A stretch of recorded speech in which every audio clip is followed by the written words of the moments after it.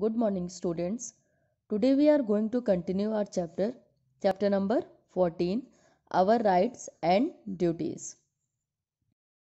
कल हमने fundamental duties के बारे में पढ़ा, ठीक है। जैसे हमारे संविधान ने हमको कुछ फंडामेंटल राइट्स दिए हैं, उसी तरह ही हमें कुछ फंडामेंटल ड्यूटीज़ भी मिली हैं, जिन्हें हमें क्या करना चाहिए, हमें उन्हें परफॉर्म करना चाहिए, ठीक है। जैसे हमें अपने एनवायरनमेंट की टेक केयर करनी चाहिए, देखभाल करनी चाहिए उन्हें, और हम जो पब्लिक प्रॉपर्टी होती है उसकी भी हमें केयर करनी चाहिए, ठीक है। हमारे नेशनल फ्लैग, नेशनल एंथम, उसकी क्या रिस्पेक्ट करनी चाहिए, और हमें अपने संविधान और उसके सिद्धांतों की भी रिस्पेक्ट करनी चाहिए, ठीक है। Now today's topic is directive principles. जो हमारे डायरेक्टिव प्रिंसिपल्स हैं, मतलब निर्देशक सिद्धांत, हमें उनके बारे में पढ़ना है, ठीक है। Our constitution has some guidelines for the government. जो हमारे संविधान ने कुछ गाइडलाइंस दी हैं, किन के लिए, गवर्नमेंट, हमारी गवर्नमेंट के लिए, हमारी सरकार के लिए हमारे संविधान ने कुछ गाइडलाइंस दे रखी हैं। They are called directive principles, और उन्हीं गाइडलाइंस को ही क्या बोलते हैं, डायरेक्टिव प्रिंसिपल्स बोलते हैं, ठीक है।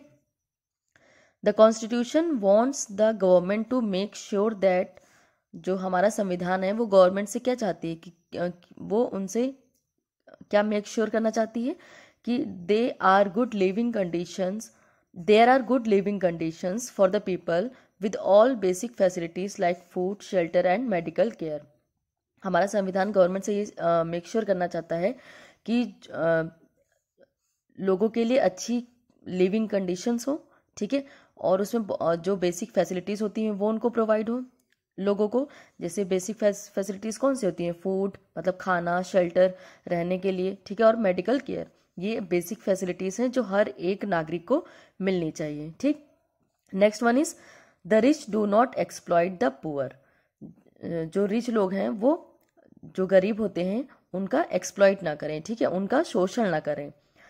एवरीवन हैज़ अ जॉब, और सभी लोगों के पास क्या होनी चाहिए, सभी लोगों के पास जॉब होनी चाहिए, ठीक है। Every child gets compulsory education up to 14 years of age, और सभी बच्चों को जो 14 साल तक की एज के हैं उनको कंपल्सरी जो एजुकेशन है वो सभी को मिलनी चाहिए, ठीक।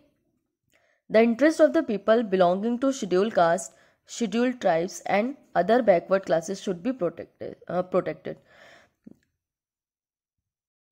जो अनुसूचित जाति, जनजाति और जो पिछड़े वर्ग के लोग होते हैं उनके इंटरेस्ट की, उनके हितों की रक्षा करनी चाहिए, ठीक है। तो हमारा संविधान हमारी सरकार को इन सब चीज़ों का ध्यान रखने के लिए कहता है, ठीक है, कि मतलब हमारी गवर्नमेंट इन सब चीज़ों का ध्यान रखे कि लोगों को जो बेसिक फैसिलिटीज़ हैं वो प्रोवाइड हो रही हैं कि नहीं हो रही हैं, और जो अमीर लोग हैं वो, जो गरीब लोग हैं, जो पुअर लोग हैं, उनको उनका शोषण तो नहीं कर रहे हैं, सबके पास जॉब है कि नहीं है, और 14 साल तक की एज के सभी बच्चों को जो कंपलसरी एजुकेशन है वो सभी को प्रोवाइड हो रही है कि नहीं हो रही है, ठीक है। तो इन सब चीज़ों का ध्यान कौन रखता है, हमारी सरकार, ठीक है।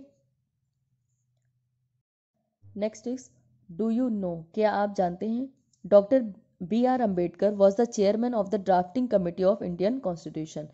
जो हमारे इंडियन कॉन्स्टिट्यूशन बनाने की जो कमेटी थी, ठीक है, ड्राफ्टिंग कमेटी, उसके चेयरमैन कौन थे, डॉक्टर B.R. अम्बेडकर, ठीक।